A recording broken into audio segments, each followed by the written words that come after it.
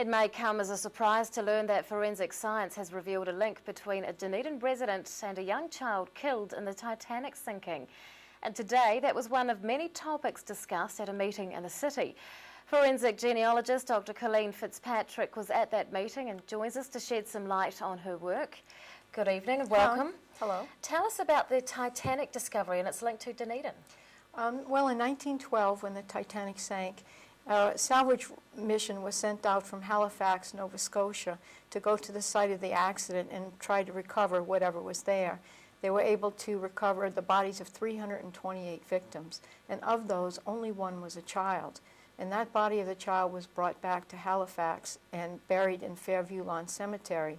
And that's pretty much how it stayed for about approximately 80 years.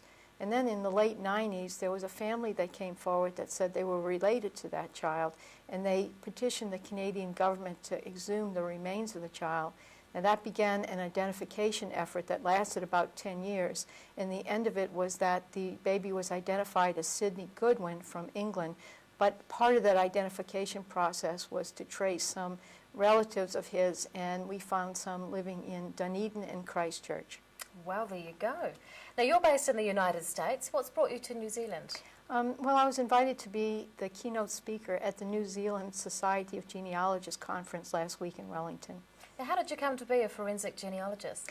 Well, I was an optical physicist for many years, and when I retired in 2005, I had been working on a book called Forensic Genealogy because I was born a genealogist, and I love forensics, and you put that in the same brain and you come out to be forensic genealogy. So when I retired, we published the book, and it was a smash, so therefore now I'm a forensic genealogist. Yeah. And what does your work involve? Basically, I find people for a living. I find people for historical identifications, like the DNA identification of the unknown child. I am the forensic genealogist on the Abraham Lincoln DNA project, and I've done other things like Amelia Earhart, worked on her, and a very famous plane crash called the Hand in the Snow plane crash. Mm-hmm. But I also work for the military, helping with military identifications. I work for the police on cold cases. I'm working on a couple of serial killer cases right now. And my favorite thing is to work with adoptees to find their birth parents. That's my favorite. Mm. How is your work applied?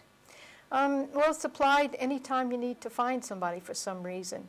You know, unclaimed property or heir searching is one very commonly known application. But again, I say I work with adoptees to find their birth parents. In the U.S., that's quite difficult sometimes. We have a different system than here in New Zealand. So it can be quite challenging, and it's very interesting. I love helping people like that. But then again, I do military IDs. I work for the police. Anytime you really need to find somebody for some reason. Is it a difficult field to get into? Not necessarily. If you're familiar with the genealogical resources and you have that kind of scientific mind bent, maybe watching a lot of those forensic programs on TV might help you a little bit. Mm. But there's plenty of mysteries out there to be solved, and you know, anybody can really get involved in it. Are you surprised by the interest in your work here in New Zealand? I'm just so happy. I'm thrilled. I'm just so delighted to see people's enthusiasm and to meet, you know, new friends, visit people, and I've talked to some people at Te Papa Museum about some things and maybe get involved in some cases here. I'm just having a ball. What are some of the highlights of your work?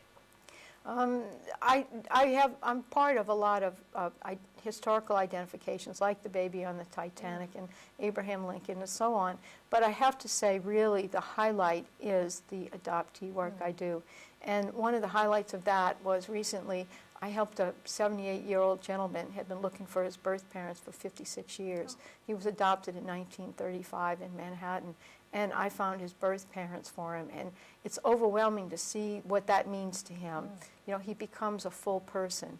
He's the same person, but he's a different person. He's just a complete person, and he's become a very close friend now.